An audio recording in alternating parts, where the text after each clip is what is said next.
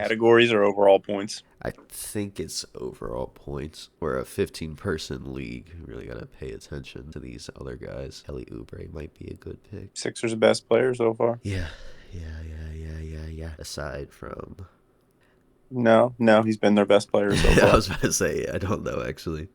Him and Kyle Lowry. Yeah, that's what I was gonna say, but I'm like I don't know about Kyle Lowry. That game against the Raptors, that game was hard to watch. Told you.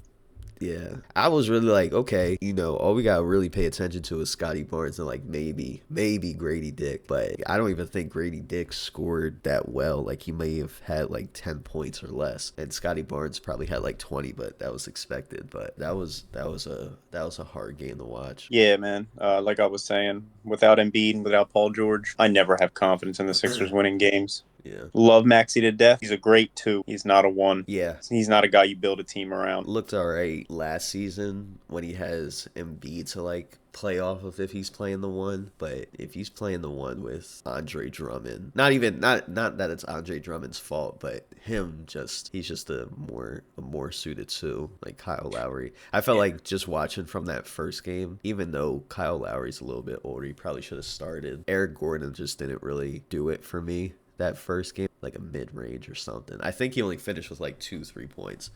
So, Hmm. that first game, and then they transitioned into the Raptors game where they started Kyle Lowry, which was a better one, and then he finished with about 11 points or like 14 points or something. So he was a little bit more productive, but Which is crazy because you'd hope you'd be in a better situation than old ass Kyle Lowry. right. He's playing well. Maxey out there, when the whole offensive load is on Maxey's shoulders, man, he can throw up some duds. Yeah. He shoots. And I know you're the only guy out there. Go ahead, chuck it up. But Uh-huh. his shooting numbers through the first two games have been terrible. He can't hit. He's 2-9 against the Bucks from From three, and three, then yeah. 2-12 against the Raptors. Yeah. 24 points on 25 shots, and he took 31 shots in the first game. 8 for 31 the first game and 6 for 23 in the second game. It's Yeah, just, so because there's so much attention on him right. without their stars out there, but man, he'd be taking some crazy contested shots too. Yeah. Yeah, I mean, I don't blame him because he's definitely a rhythm shooter. Like if he sees it go through a couple times, he's just gonna start chucking it up there. And when he's obviously hot, he's gonna continue to make it. But if he's not hot, that thing's gonna brick every day of the week, and it's just never gonna fall for him.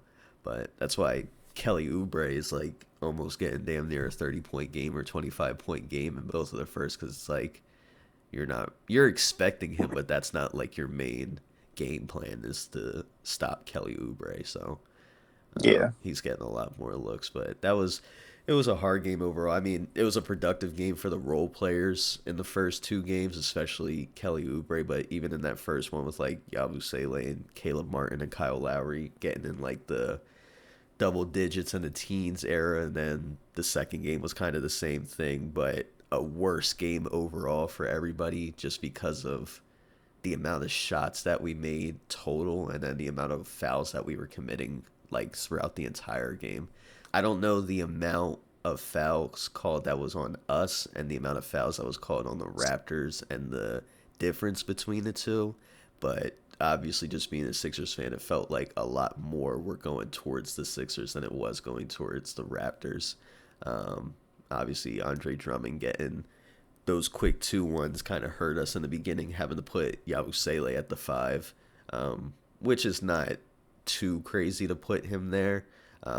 If he didn't look bad, is what I'm saying.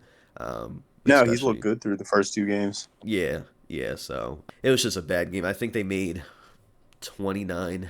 I was looking at it. I think they made 29 shots the entire game in the Raptors game, which is Not insane. ideal.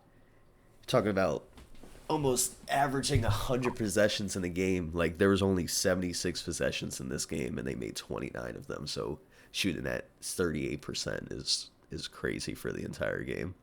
Yeah, it's that's pretty disgusting. Yeah, yeah, But yeah, I would say the only positive, like you said, some of the role players, getting in here and gelling. right. I don't expect Lowry to keep this up. Yeah. I think at this point in his career, Kyle Lowry's more of like a 6, 7 points per game guy, not a 11, 13. Right. Right. But Oubre's look good. I expected Oubre Hmm. to look good. Yabusele's look good. Caleb Martin had a decent game last time out. Right. Nothing crazy. Just seeing these guys get on the floor together and gel before the big guys come back. Right. Um, Hopefully, we get them back. Pacers tonight. I fully expect to be 0-3 heading into next week. I mean, And then the way they played that game against the Knicks, I know the Knicks have everybody, but Tyrese Halliburton with 0 points the other night. That was that was kind of funny to watch. That just makes me. I think they win that game by? It was like almost a 30-point game. I think. oh they were up the entire game by a ton. Yeah. I It was mean, never a game. yeah. I don't expect us to win that game, but I feel like we might have a little bit more of a chance against a team that just got blown out by 30. We just lost to the Raptors. We did lose to the Raptors. It's an ass off. Yeah. Was listening to a little bit of Paul George podcast the other day. I know it was released a little bit ago, but it seems like, and I guess just from the reports, that he's progressing well to coming back soon. So who knows what progressing well means in terms of how many games he's going to be out. Uh, I Right, right. I think I saw something like he's going to be out the first 3 or 4 games. So we might see him next week, or we might see him in like 2 weeks or something. But it's we play 82 games. I'm not really concerned if you miss. We know you're gonna miss at least 20, at What a least. Sixers start to a season, though. Yeah, yeah. I'm okay with it though. Even with No, yeah.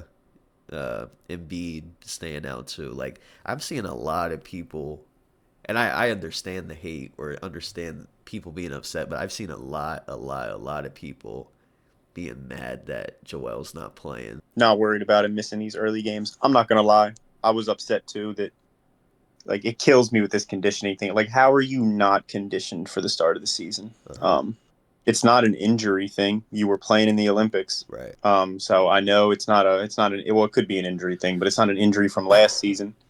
And they're not making it sound like an injury thing. They're just making it sound like a conditioning thing. You've Hmm. had months to get ready for the season. Yeah. Why are you not in basketball condition? Like what have you been doing? The entire rest of the league started at the same time. You're the only dude in the entire NBA where they were like, he's just not ready yet. Yeah, I feel like I don't know. When I was reading reports and stuff like that, I felt like it was just pretty obvious for everybody that we're gonna just try to finesse. Like the reason that they're keeping it out is because we're trying to finesse him to like get a little bit more time to just heal from whatever. Like, cause you see him at every game, and I see him standing up, and I see him dribbling the ball during timeouts, and doing crossovers and whatever. So he's fine, but I just feel like we're like it's a Kawhi Leonard thing. Like they weren't trying to finesse, but they're trying to give a little bit more time for Kawhi to be like, hey, let your knee heal a little bit longer because these games realistically don't matter. And then, Mm-hmm. like maybe a week or two after, just we'll start. But I didn't think anything. I thought that was pretty obvious of like why we were doing that. And then I see people on Reddit going crazy of like Embiid, like I hate that Embiid's gonna miss the opener game and he shouldn't be able to play and we should be able or we should get fined for. I'm like, what are y'all talking about? Like we want I want Embiid to not play these games in October. Like yes, it's nice to see him after losing in the first round last year and then only seeing him during the Olympics and coming back to now play for Philly, but I don't care about these games in October. Like these games don't matter to me at all. So No, go ahead and take the whole October and November off at that point. yeah. Well, wouldn't say that. We'd be a Yeah, little behind. yeah, yeah. Or do you mean preseason and start of regular season, or like all the way through November? Yeah, I was just giving an exaggeration of just like how much No, but because you're I right. think even if like realistically it is an exaggeration, but even if he didn't play any of these games in October and he missed I don't know how many games are in a month, but just say what it's at least 3 games a week 4 weeks, that's probably like 12 games. Even if we did have like a losing record during that and get like 3, 4, I don't even know. But something in the realm of like we didn't have a lot of wins compared to a lot of losses. I think that we could still make it back up if we give Embiid that time off to then come back in Hmm. December. Like we're just gonna start winning games and winning games and winning games if he's healthy from that point. But then kind of just taking a gamble of, well, shoot, you might be cool all of December, January, and then even up to All Star Weekend. But as soon as March hits, you get hurt again. So then we're gonna Yeah. tank again. So you take that gamble, but who knows? Yeah. I think back to the Grizzlies last year and how terrible they were before Ja came back. And it didn't end up mattering because he messed his shoulder up in practice and then didn't play, but Right. you just saw the hole they were in. They went like 9-1 um, after they got him back, Yeah. and still like weren't even 500 yet. Yeah. That's true. Like so they had to battle just to get back to that. And would they have made the playoffs if they let the whole season rock out with Ja healthy? Yeah, Yeah. but you just don't want to have to do that much work just to get back to like a respectable record. Yeah. I guess it's like So you could I hope look it's at it not too as, long. yeah, I feel like you could look at it as their version of tanking, of like Hmm. we could tank all the way to like the 11 seed, and then by March or whatever, like if that was the case, by March we could be back up at least 7 or 6. So besides the Sixers, talking about the rest of the teams in the East, like a lot of these bottom teams look way more competitive than they did last year, which is very exciting to see. Obviously, like LaMelo Ball coming back and hooping, Yeah, and yeah, then the Pistons are like competing. Even though the Pistons are going to be a lot better than what they were last year, because looking at their team of like they got Tim Hardaway Jr. and there's like Cade Cunningham and Jalen Duren. Like those are good enough players on just a bad team last year. So they got a whole team of role players with Cade Cunningham, which is probably going to look a lot better this year. Obviously, if everybody stays healthy, like I really don't know who's going to be towards the bottom other than like the Brooklyn Nets and like the Raptors, I Washington. guess. Oh yeah, Washington. That's why I don't even remember. But yeah, like Washington, the Nets, and like the Raptors are probably going to be like bottom three this year, maybe. Yeah. No, yeah. I was thinking the same thing before we started recording that Yeah, the East just looks all around better this year. yeah. Have you watched Trey Mann on the Hornets? I've been watching a lot of highlights from the games for this first couple weeks, or this first week. I watched a highlight reel of Melo Yeah, getting all his buckets that first game, but I have not seen a Hornets game yet. you But should you should they look watch that like game against the they look like a good team to tap into. no, yeah, you should definitely watch those highlights. There's a guy, um, pretty sure his name's Trey Mann. He literally looks like Hmm. AI. Like his how he dresses and his hair and everything like that and how he plays. Just like Okay. he's been hooping. So I don't know if he's a rookie or if he's got like a year or two under his belt, but he looks pretty good. But how good does, like, I know we obviously hate him, but how good does Jason Tatum look? Oh yeah, I know. I know. All Jason them Tatum's jokes on his during comeback all year, them man. jokes during the finals last year and in the Olympics about him being the worst player on the Olympics and Oh man. about the Celtics winning in spite of him. It's fun to joke around with Tatum, especially being a Sixers fan. But we know what Tatum is. Oh yeah. He'll consistently finish top five in MVP votings. He might get one year. Yeah. Yeah.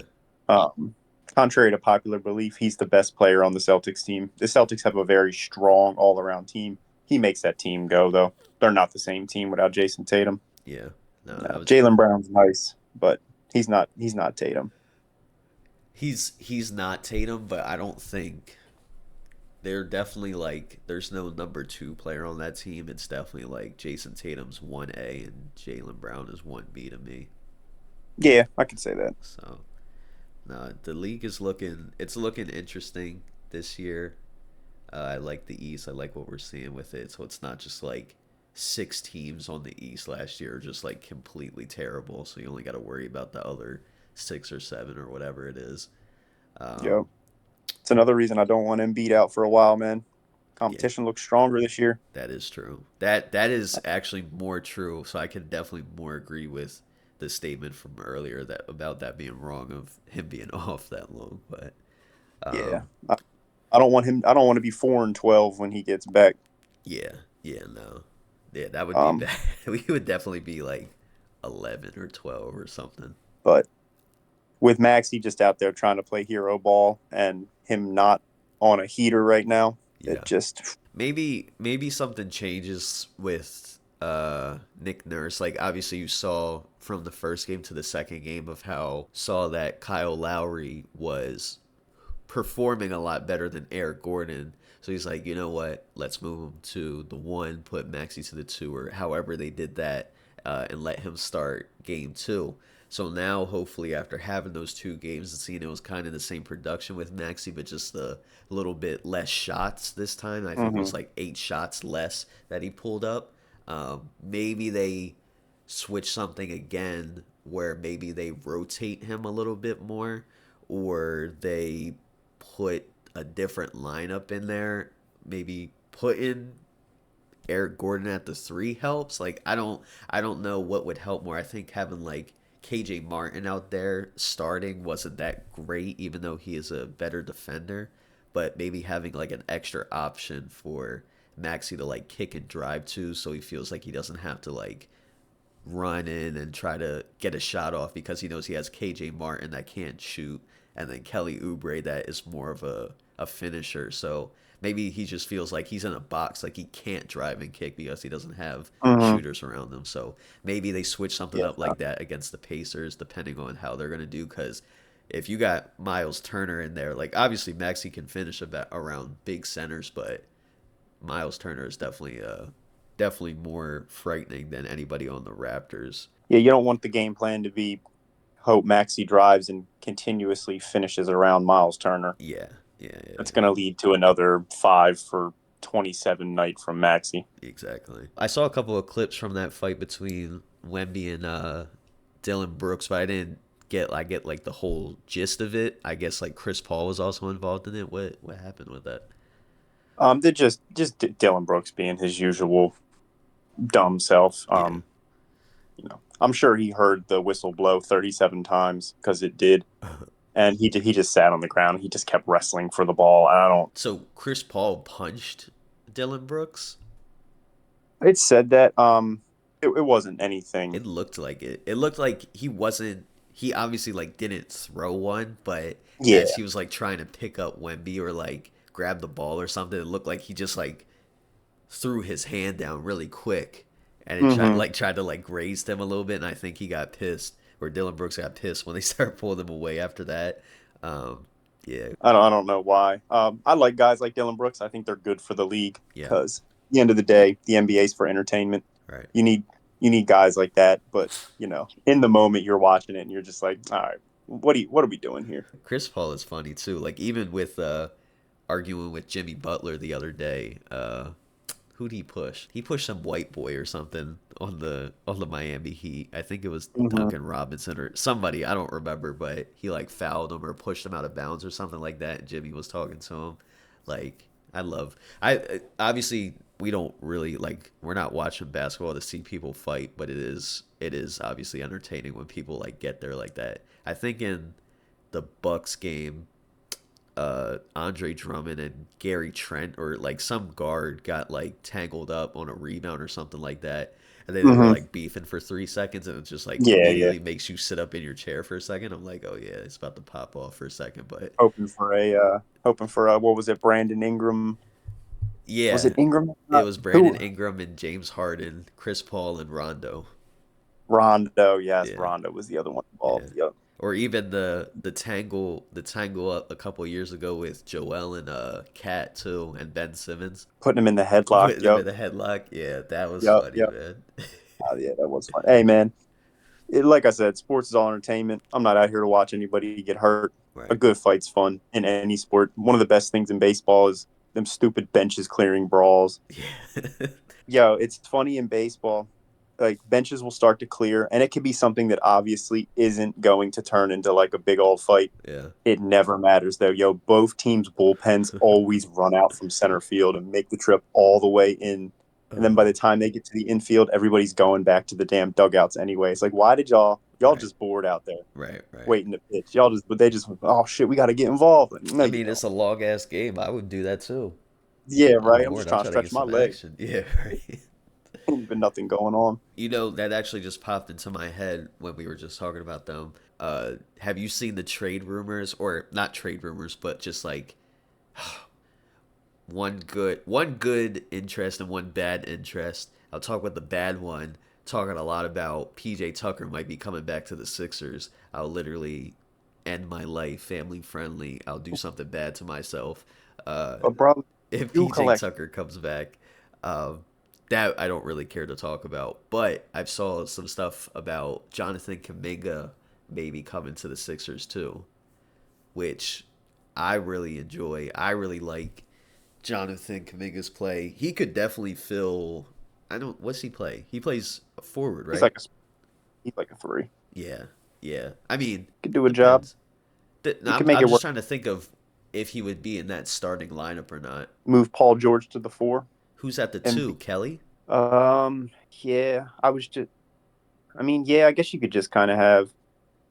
You do kind of need more of a natural shooting guard there. We don't really have like a true like Desmond Bain type two guard. Yeah, Not with Maxey being more of a ball handler now. I loved that year with Harden with Maxey being off ball a lot yeah, because Maxey's very slippery, man. He's really good at getting himself open and catching and shooting the three, and he does all that work off ball. And then when Harden needs a break, um, or you're running a set with Maxey, then you could put the ball in his hands, and he runs the pick and roll really well with Joel. right. And I liked that combination of having him off and on the ball more with Harden being the primary ball handler. But obviously, we've had to pivot away from that. Right. Yeah, I think because the NBA is so positionless now that you could probably I feel like Jonathan Kuminga plays well enough where he could be in our starting lineup. It could be like Maxi, George, Kuminga, Kelly, Embiid maybe, Yeah. Or you could take out Kelly and try to play Martin as the two. and have Kelly. I feel like Kelly is proving that he should be a starter though. I'm cool with Kelly coming off the bench. Hey, who's that No, bench I squad then? still. Like that straight five bench squad. Well, if you do that too, you're putting Eric Gordon on the bench as well. So you're putting like Kyle Lowry. You're putting two old guys on the bench. You're putting Kyle Lowry. You're putting Eric Gordon. You got Kelly. You got Andre Drummond and like Yabusele. Yeah, I'm cool with both of them coming off the bench. You'll just have to stifle minutes. You obviously don't want them on the court at the same time. Right, not like a straight five switch, but Yeah, maybe when because a lot of the times what the Sixers do is when Embiid rests, Maxey stays on yeah, and kind of runs the second unit. So maybe when Embiid goes to rest, bringing on Drummond and Gordon, right. and then running that for a while, and then when Maxey goes to get his breather, putting in Kyle Lowry, and then getting Gordon off of there and subbing somebody back in Right. fresher. Yeah, yeah. Yeah, I'm sure they can figure that out.